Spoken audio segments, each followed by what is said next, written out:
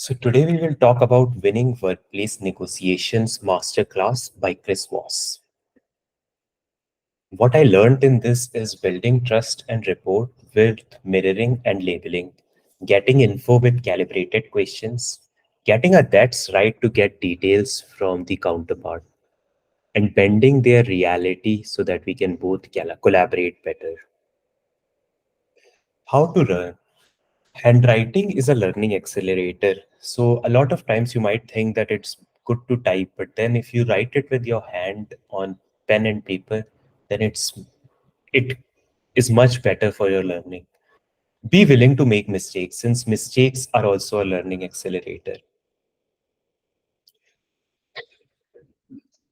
Become the most trusted. Life is full of challenges, and if something challenging comes, then they need to trust you. And to gain that, you need to listen to them, mirror, and label so that you can learn more about them to accelerate the trust. Mirror. Repeat their last 1 to 3 words. Mirror them to show that you are in sync. You can use late FM DJ voice, also the downward inflecting voice to get folks to trust you immediately. Let me repeat this in FM DJ voice. Downward inflecting voice gets folks to trust you immediately. Tone of genuine curiosity. If you are genuinely curious, then it will come out in your tone of voice, and the other person will want to talk to you.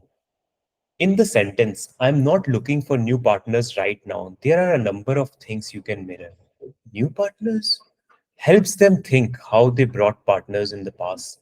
Right now, they might be under a lot of pressure and they might say, when would it be a good time if right now is not a good time? Don't ask what would be a good time since it will trigger in depth thinking, while mirroring helps them think it out aloud. Label. So labels are of the form it seems like, it sounds like, it looks like, it feels like. You probably don't trust that. Start by labeling what they are afraid of.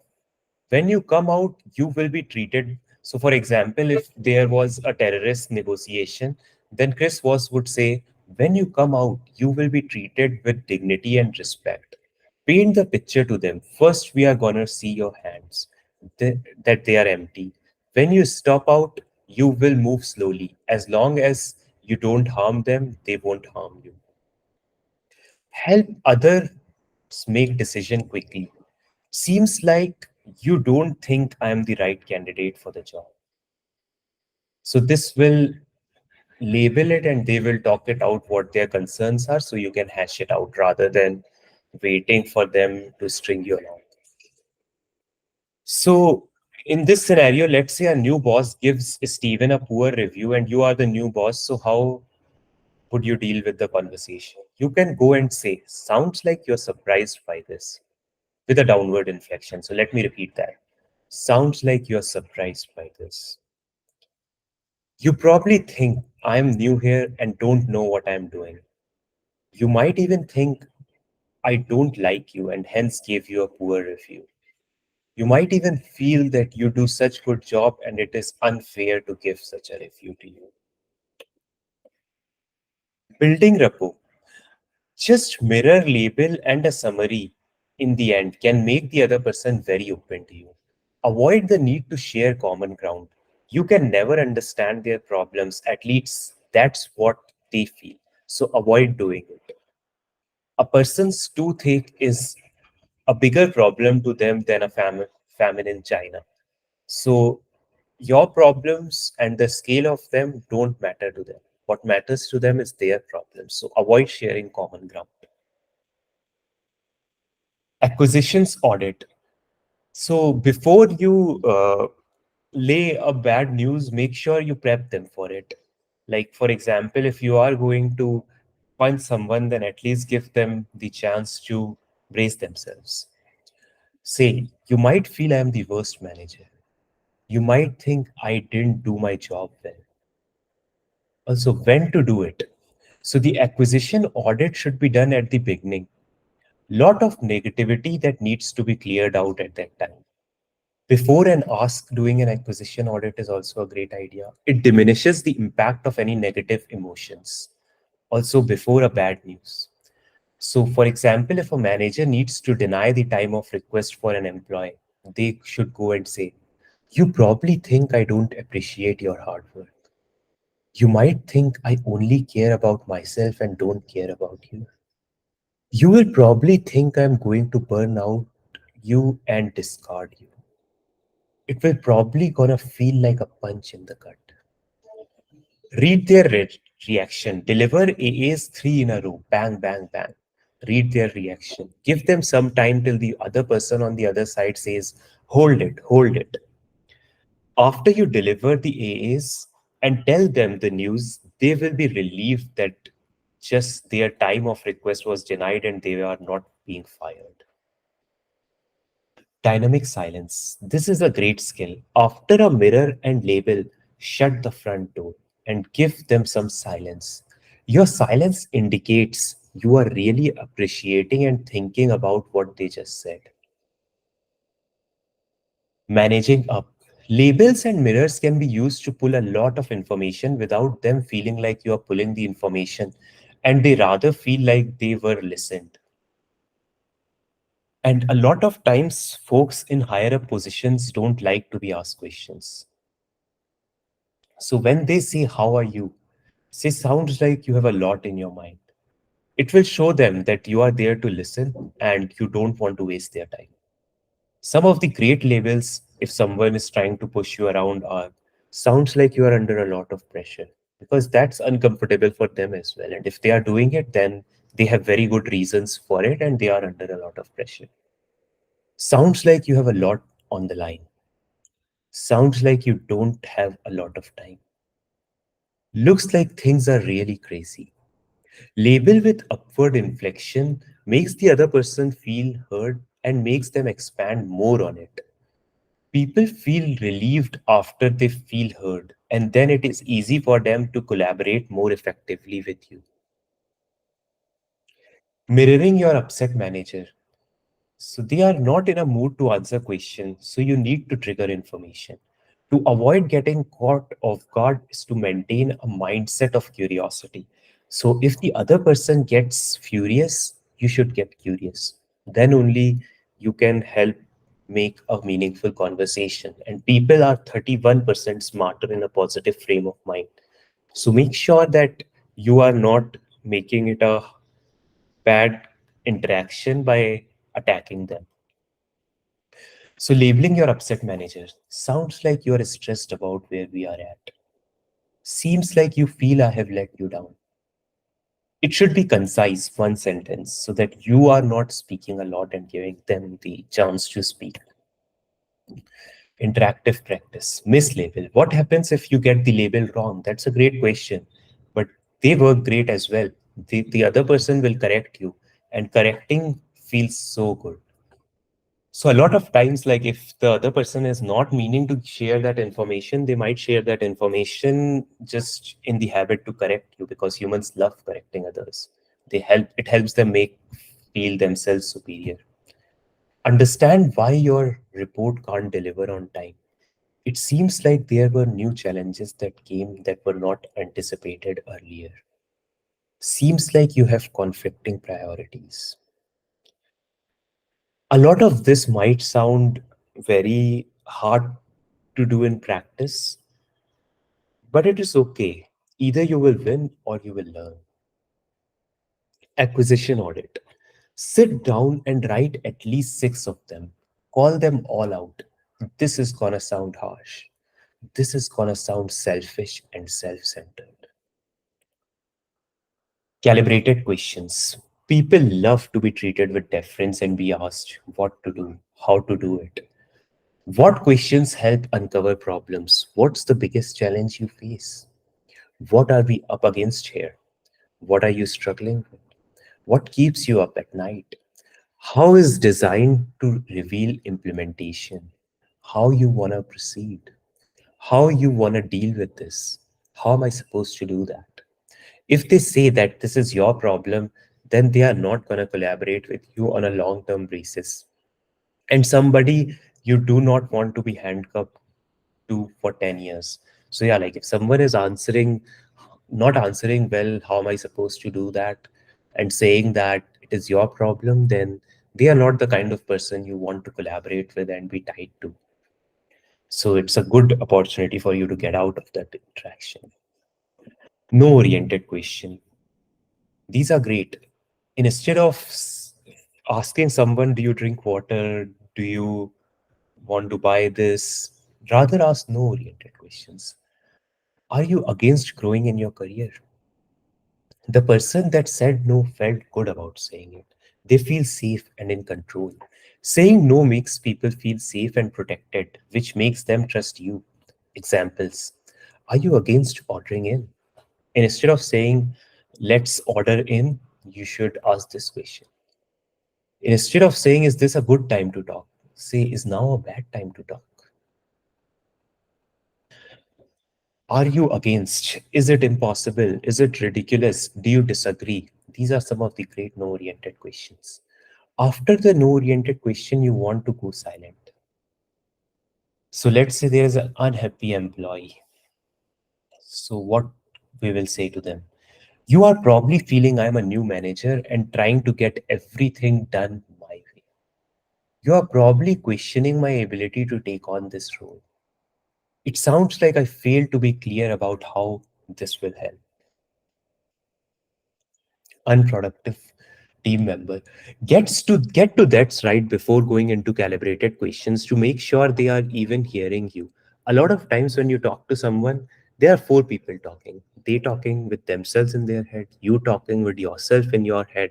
So it's very hard to have a meaningful conversation. So you need to calm the other person down first and make sure that they are listening to you. For doing that, a great technique is to summarize in the way they see the world so that they can say that's right in the end after your summary.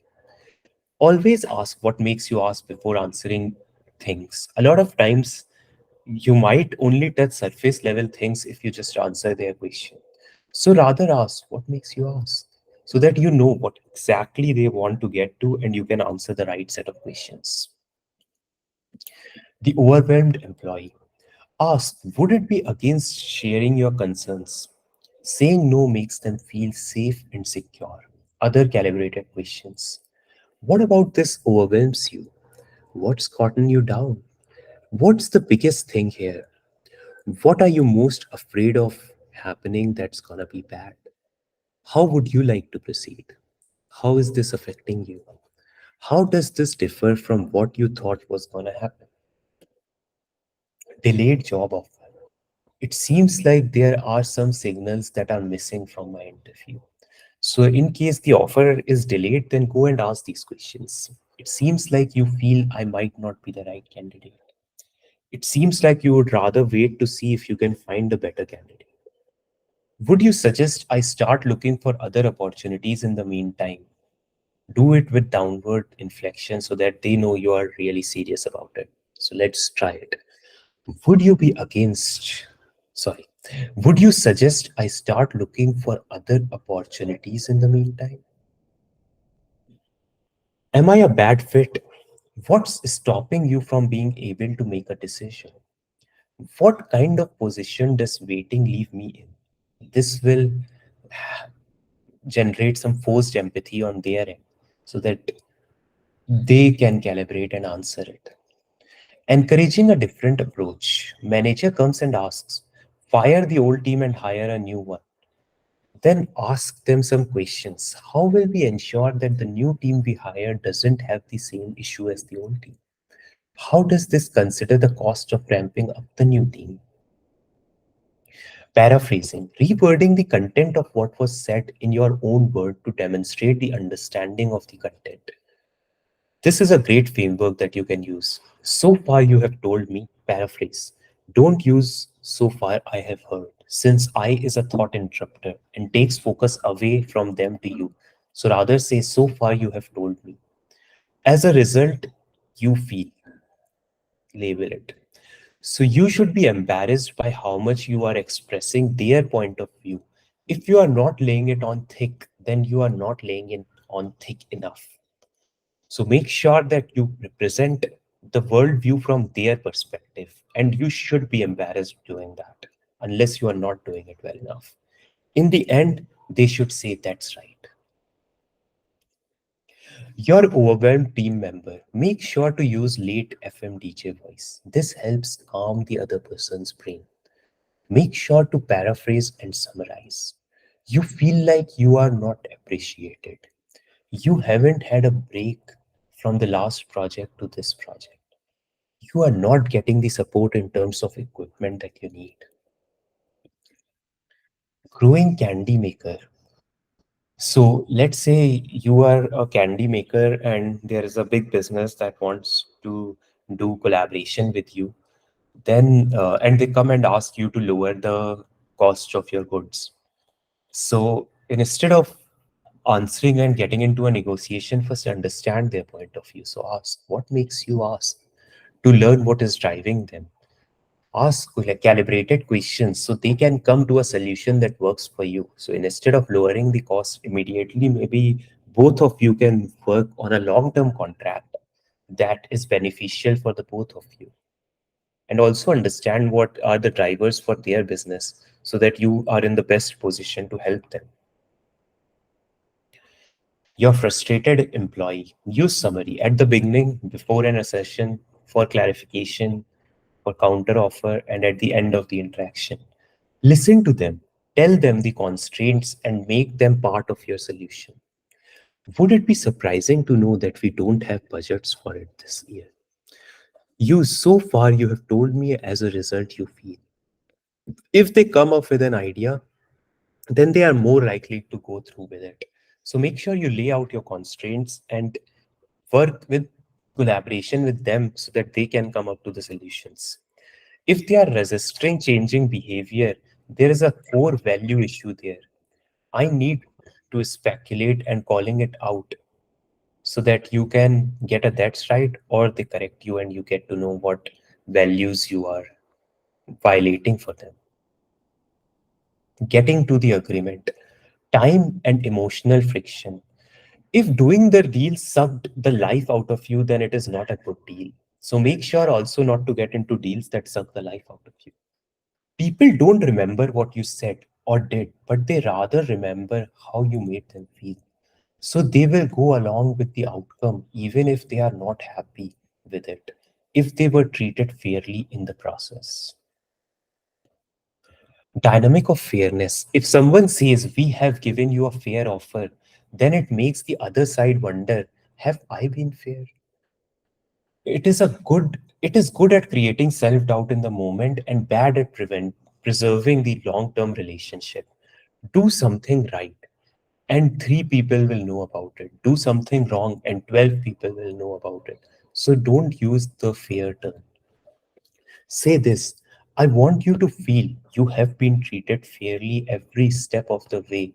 At any point of the way, if you feel you are being treated unfairly, we will stop and address it right there. Dropping fairness is weakness. They feel that their position is weak and hence they are doing it. Deadlines.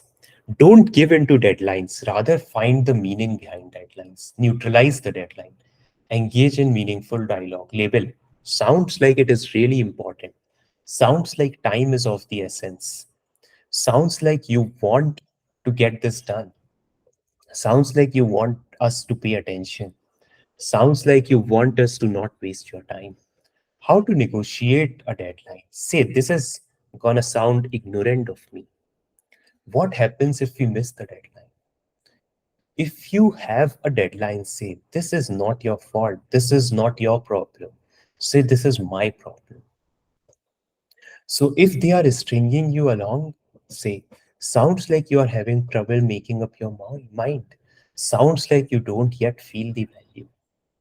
I want to maintain long-term relationship with you and will be there to solve problems as long as possible. Asking someone to close sooner, label. Sounds like you are having trouble making up your mind. Sounds like you have other priorities. Sounds like you don't yet feel the value.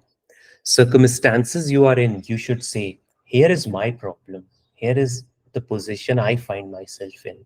This is not your fault. This is not your problem. If I don't close by the end of the week, I'll have to move on. This is not your problem. I want to maintain a long term relationship with you and want to let you know that I'll be there to solve problems as long as possible. So if I move on, I don't want you to be surprised, feel blindsided by it, or feel like I haven't warned you. I just want you to know that my problems are these and the decisions I'll have to make. Loss aversion. Which loss, not gain? You are losing 20% each month rather than you make 20% per day. So loss is 2x more valuable to someone than gain. And hence, rather than saying this is what you are gaining, tell them this is what uh, the business will get based on these results. So you are losing this much if you are not hiring. Negotiating lease. I want to talk about the lease, and after I'm done talking with you, you might want to stab me in the eye with that. This is prepping them with an acquisition audit. If I'm looking to make some changes in the current agreement, that we have how much of a bad spot am I putting you in? This is a great calibrated question that shows tactical empathy. How against would your team be in terms of a longer lease? This is a no oriented question, which is amazing for them to think about it. They don't want to have a tenant for a longer guaranteed term. So this is a great no oriented question which triggers some loss aversion. How can I assist you in making that argument to your boss?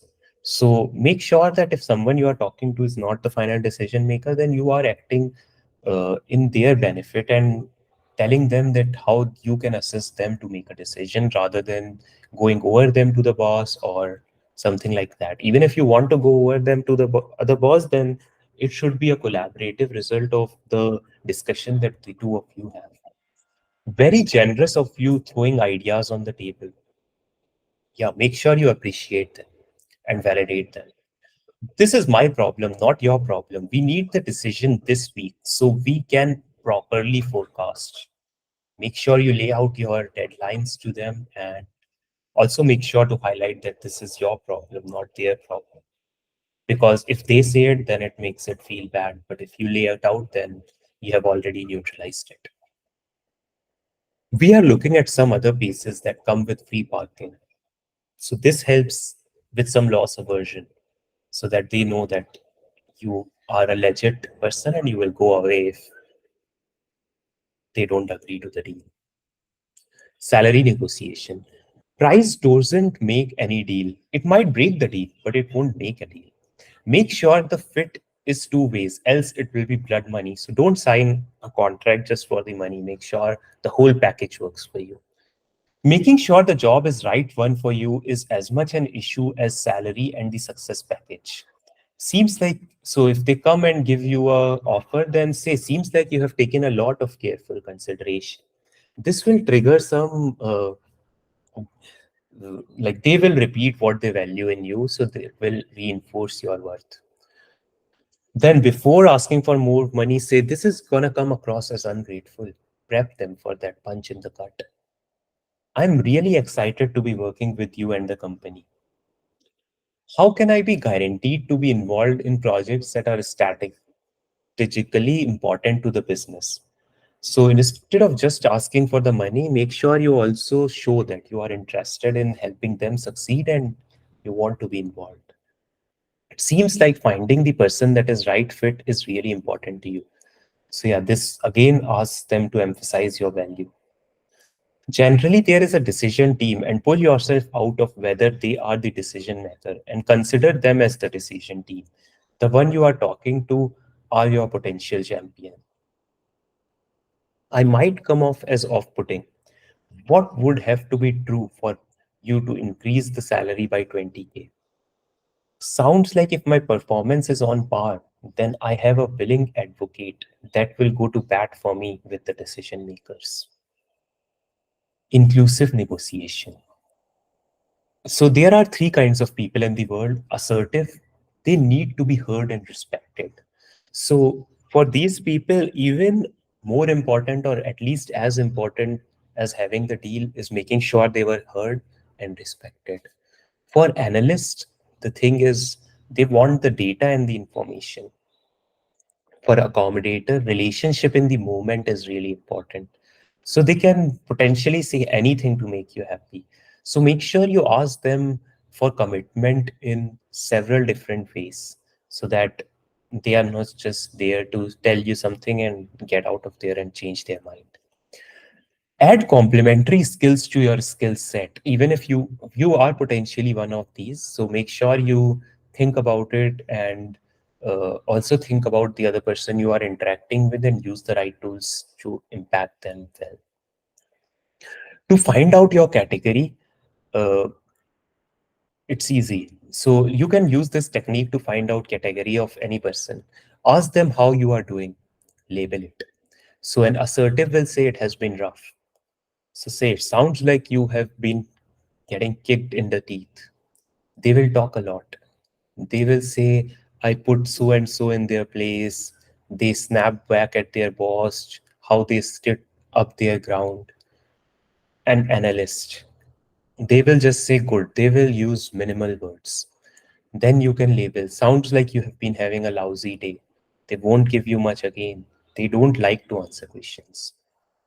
Accommodator, they will say, I have been doing pretty good. Then you label it. Sounds like it was a pretty productive day for you. Then they will talk a lot, say blah, blah, blah. I got coffee, tell you a lot of flowery things since they love an engagement. Make sure you find out which category you fall in. To figure out which category you fall into, you can do this. So try to answer this question. Let's say you see a bear when backpacking and the bear sees you. As an assertive, you will want to take a yay big knife and say that I will make sure this bear knows what they went through, even if I don't win the fight. An analyst will say, I knew this will happen. And as a result, they will climb up a tree and kill the bear from distance with a gun. An accommodator will say, my bear, come here, give me a hug. I'll take you home and get you a hot meal. Seems like you have never been treated well as a cub. They are friendly and approachable. They can be really dangerous because they, in the moment, could say anything you want to hear and they don't mean it. When you are in a hostile situation, become curious. Put people in positive state since they are 31% smarter when in positive state. And we want them to be rational and logical for making deals with them. So if they see you as inferior, then you are viewed as a threat and hence meaningful dialogue won't take place. Ignorance breeds fear. Fear breeds hate and hate breeds destruction.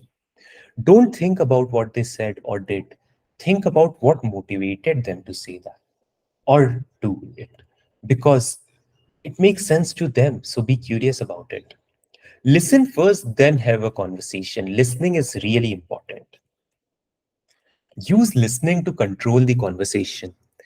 The person who is talking a lot is not the one holding the conversation. It's usually the person listening a lot. After listening, summarize to tell them that you were listening. Label and use dynamic silence for inappropriate behavior. Try a confronting label. It seems like you feel it is okay to talk to me like that. Assertive voice, never use it. Analyst voice, slow your speech, lower your voice, enunciate every word. If you get it wrong, then say, seems like I'm failing to understand something that is really important to you. So that is all. There were a lot of good lessons here. Thank you.